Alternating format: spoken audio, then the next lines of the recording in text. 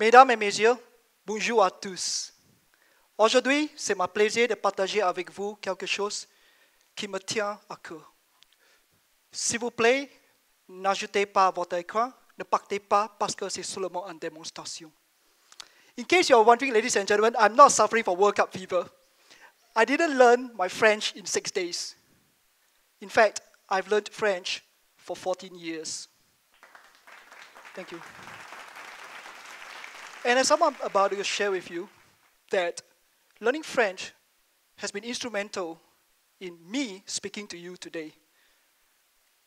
Don't worry, I see a lot of worried faces. The rest of the speech is going to be in English. You see, when I was growing up, I was an awkward kid. I didn't have many friends. I was very, very emotional. I would think a lot about things, and sometimes when my parents were not happy, it would affect my mood. I would feel really, really upset. It would spoil my entire day. And for a long, long time, I was being told that you are ultra-sensitive. You're too sensitive, Coen. And as a guy growing up, I was struggling with my emotionality. On top of that, my parents put me under a lot of pressure to study. Like Kenneth said earlier on, right? It's like first in this, first in that. Yes, I was always having to be performing in school.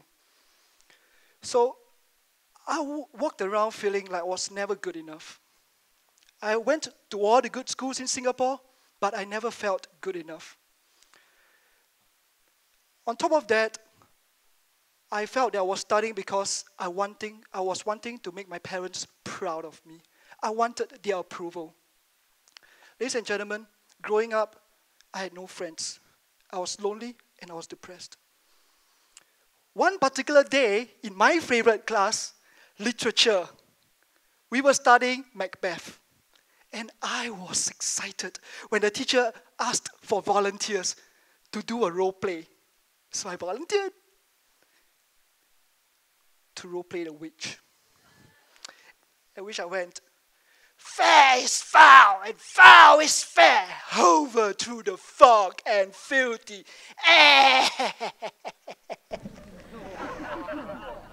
Oh my God, Coen's crazy. Thank you. I wish I had such a reception then. You're so encouraging. But that day, people said, Coen's weird. Coen's crazy. I lowered my head in shame, returned to my seats. I remember that day, I cried my way home. Am I crazy? Am I really weird? I struggled desperately to fit in. And since then, I would never volunteer to speak again. Ladies and gentlemen, have there been time in your lives when you were enthusiastic and you want to go out there and make a difference, but people put you down? It's one of the reasons why we struggle very much to be authentic. So I asked my friend, I asked my neighbor, is there something wrong with me? And he said, don't worry about it, just be yourself. Just like all the advice that people give us, be yourself, everyone's taken, be yourself, you're unique. Fantastic advice, isn't it? It's like fast food, feel-good advice. But as from my experience, and as you would experience too, it's never that easy, is it? What if we don't really know who we are? Who am I, really? Here in Singapore, we are judged by our careers, by our jobs, by what we do, by our salary, by the cars we drive, by the houses we live in, by the number of likes we get on Facebook, by the number of followers we get on Instagram. They're all that superficial stuff, but who are we deep down inside? These are questions that people are asking even when they are in the 60s, in the 70s, in midlife crisis. They ask questions like that. But more importantly, what if I don't really like myself? I'm sure we all have some flaws, some warts that we want to disown. We don't want it. It's like, go away. I'm not like that. And for me, it was a case too. 15 years ago, I found myself sitting on the ledge of a 25th story flat. I was really feeling very lousy about myself. I was depressed. I felt I was an invalid. I was useless. I'm good for nothing. And people tell me, just be yourself, Coen, just be yourself. It's like, doesn't help. Say, Coen, what about the people who love you? What about the people who care for you? It made me feel even worse. It's like, I am a burden to these people. I have spent many, many months thinking about how I'm going to end it all. But that day, for some strange reasons, I knew that I wasn't ready to end it. I had unfinished business. I don't know what it was, but I knew I had unfinished business. So I made a call to my friend who brought me to the Institute of Mental Health, where I was checked in and I spent a few nights. I went through a very long period of rehabilitation. But during that period of time, questions like this started coming back to me. What's my life purpose? And how can I follow my passion? These are questions that people, the millennials, are asking at a very young age now. People are craving to live authentic lives. And so I started interviewing people. I've been writing a book about authenticity. And I've started interviewing people, and out of 100 people that I talk to, I get 100 different answers. And so I thought to myself, let's just revert back to the dictionary. So that's what I did. According to the Merriam-Webster's dictionary online, the best fit definition I found was to be true to one's own personality, spirit, or character. Is sincere and authentic with no pretensions. It's not easy.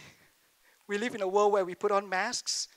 We have to perform our roles. We have to be a certain way. We have to put on jacket. We need to follow certain rules. So I went back to this again. I think to myself, be yourself. I wasn't very, very happy with that advice. In fact, I found many people use this as a convenient excuse. In my work, I coach a lot of people in presentations. I coach business leaders in their presentations. And one of the things they often say to me is this: I know presentations are important, Coen, but I'm just not the type of person who gives presentations. I'm just being myself. So ladies and gentlemen, is that really being yourself? Or is that hiding behind the masks, the defenses that we have put up to keep ourselves safe, to keep us small? So I'll say, be yourself, not a good advice.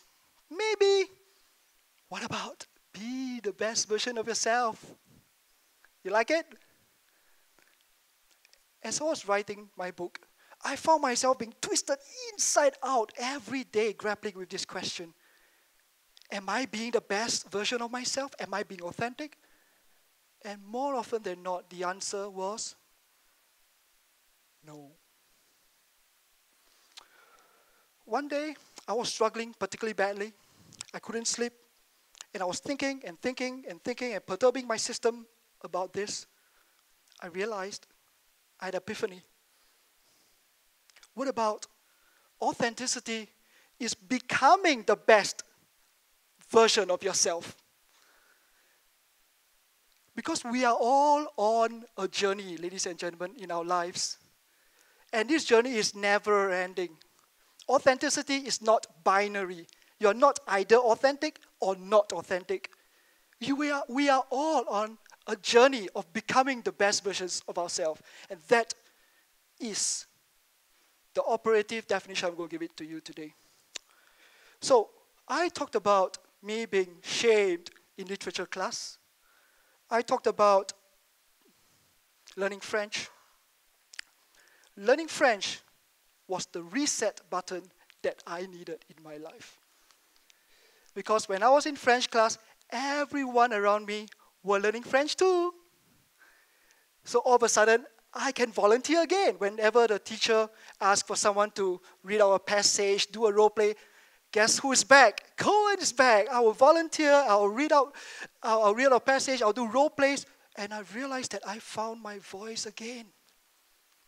As a result of my enthusiasm, I was awarded the French Language Award, given to the best French language student in every tertiary institution in Singapore. Thank you. Thank you. I learned French because I thought it was an easy elective. But what I found was my voice. Ladies and gentlemen, what would it be like if we can have a beginner's mindset everywhere we go, for every endeavor that we undertake? Have a beginner's mindset like I was in French class. Have a beginner's mindset even though you know a lot. That, ladies and gentlemen, is the epitome of humility. With that beginner's mindset and with that newfound fervor, passion to share my message, I decided I want to become a professional speaker. Thank you. You guys are the most encouraging. I feel like I can just jump right in right now. Thanks for the love. But the truth was, I sucked at it. Whenever I stood in front and speak in front of people, I start to get shaky legs, wobbly legs, and sweaty palms. And once again, I embraced the beginner's mindset. I joined a safe environment that gave me the psychological safety to practice. I joined the Toastmasters.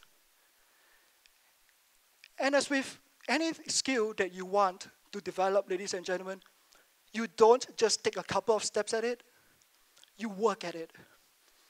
And so for 11 years, ladies and gentlemen, I visit Toastmasters Club, take part in competitions, won several trophies, and 3 years ago, I was conferred the Distinguished Toastmaster Award, the highest award given to a Toastmaster.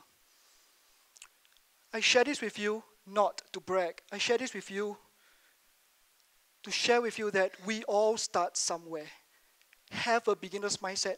Take that first step like a child. So I got very good. I started getting very cocky, right? Until I joined APSS. And that's where I walk in the room. I see people like Ron Kaufman. I see people like Jerome Joseph. I see people like Philip Mary. I was like, oh, what these people? It's like, what are they on? You know, it's like they're just such amazing speakers. I felt so small. I felt so small. I was comparing myself with them. And that brings me to the second killer of authenticity, comparison. I was comparing myself with all these amazing people, and I felt so small. Ladies and gentlemen, we live in a social media world today. Everyone is posting their most amazing things online. Of course, you're going to feel small, but remember this. Success leaves clues. The dime has fallen when I realized that this is exactly the place I needed to be. If I wanted to be a world-class speaker, I got to learn from these people.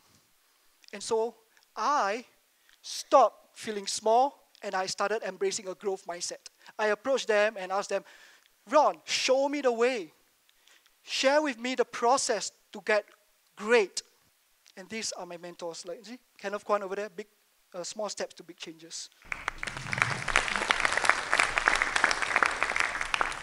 So my tip number 2 for you today is focus on the process, not the people. Sometimes when you're comparing yourself with other people, it's easy to feel small. It's easy to idolize people and put people on a pedestal. But everyone have your own process. You might have your own different parameters, your different rules that you play by. You have different challenges that you're grappling with. Follow your own process and trust in that process. So when I started doing this professional speaking thing, I think it's kind of cool. I wanted to marry my professional speaking with something that I love to do, which is travel. And this is a Straits Times article of me featuring me as a cruise ship speaker. So when I share with some of my APSS peers, like, I am a cruise ship speaker, I get to travel for free. And they said, do they pay you? And I go, no.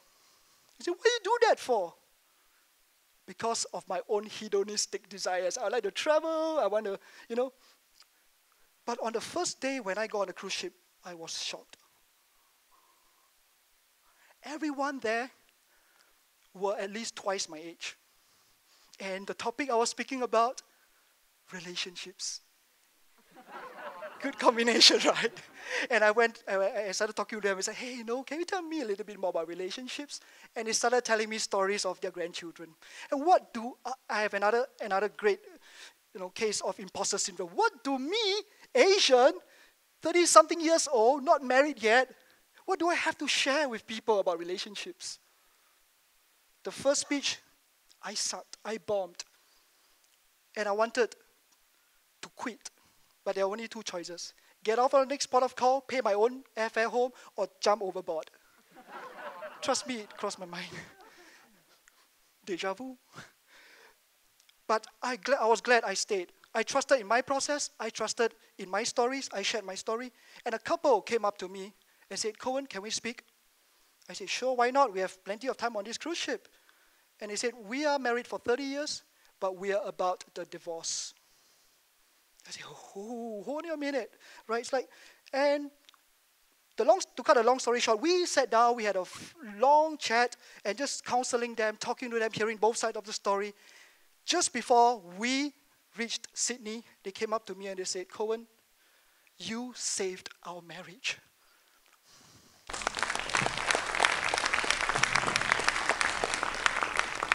My life has really been a case of accidental. I went there for my own hedonistic pleasures. I was feeling so lousy about myself, but the day I learned a very important lesson. Very often, we put so much pressure on ourselves. It's all about us. But authenticity is not about you. It's up to you. It's up to you to take charge of your own life and live your life to your fullest potential. And stop making it all about you. So sometimes I also feel that way, right? It's like bringing you back to my childhood. And my worst, remember this? I was ultra sensitive. I was not good enough. I was approval seeking. But at my best, I'm empathetic. I'm great at learning and teaching. And I'm persuasive. If you compare these two lists, do you see something in common? They are two sides of the same coin. On the left-hand side, I have made everything about who? Me. But when I turn that around and use my life story as a service to others, it's all about them. That's me at my best. So, I just want to leave you with a story, a final story. For many years, I told you my dad has been very harsh on me. And I never felt that he was supportive of me. But whenever we quarreled and we clashed, he would always say, son, you never respected me. I'm a professional speaker. I've given many speeches before. But on my wedding day, I gave the best speech of my life. I said to my father, Dad, for many years, I felt that you have never seen me. You have never been proud of me. But I want to share something with you. I have never told you how much I respected you. We might not always see eye to eye, but you have moved me with your warrior spirit, with your spirit of always punching above your weight, always growing and becoming a better person. When I got off stage that day, he said to me the sweetest words a son can hear from his father. Son, I'm proud of you. Thank you.